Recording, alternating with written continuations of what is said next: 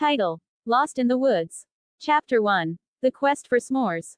Hi, I'm Sarah, a 29-year-old girl with a serious craving for s'mores. I decided to venture into the woods in search of the perfect spot to roast marshmallows and indulge in this delicious treat.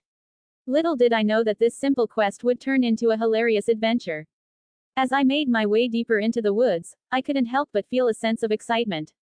The sun was shining, birds were chirping, and the smell of pine trees filled the air. It was the perfect day for a s'mores picnic. I found a cozy clearing and set up my campfire, eager to get started on my s'mores. I had all the ingredients ready: graham crackers, chocolate bars, and of course, marshmallows. As I began roasting the marshmallows, I couldn't contain my excitement. But just as I was about to assemble my s'mores, I heard a rustling in the bushes.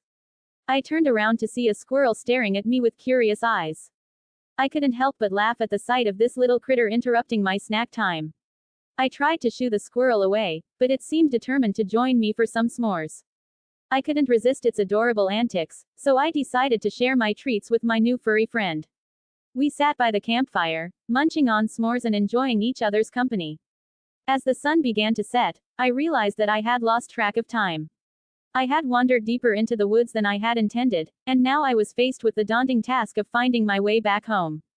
But instead of panicking, I decided to embrace the adventure and see where the night would take me. Chapter 2. The Nighttime Shenanigans. As I wandered through the dark woods, I couldn't help but feel a sense of unease.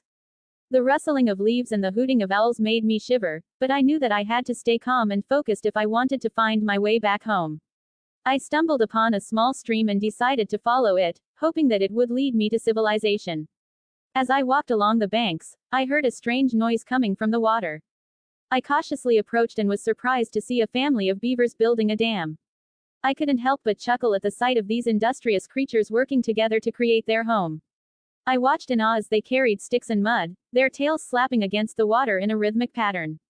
It was a sight to behold, and I felt grateful to witness such a magical moment in the woods. But as I continued on my journey, I realized that I was hopelessly lost.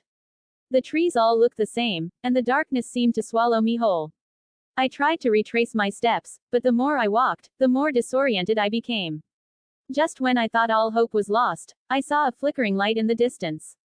I followed it eagerly, hoping that it would lead me to safety. As I got closer, I realized that the light was coming from a cozy cabin nestled in the woods.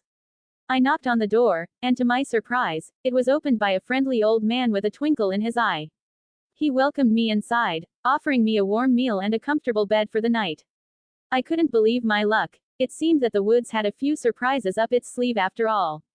Chapter 3. The Morning After. I woke up to the sound of birds chirping and sunlight streaming through the cabin window.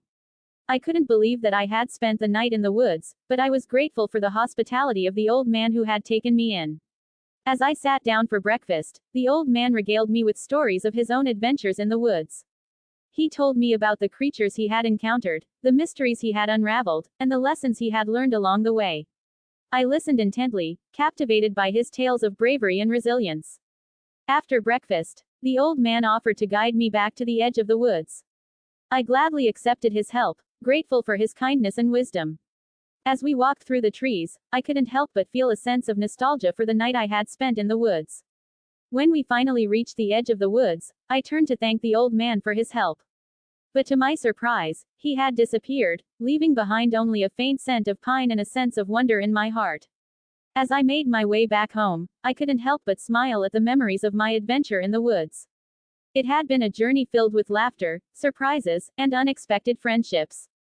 And as I sat down to enjoy another batch of s'mores, I knew that I would always cherish the time I had spent lost in the woods. The end.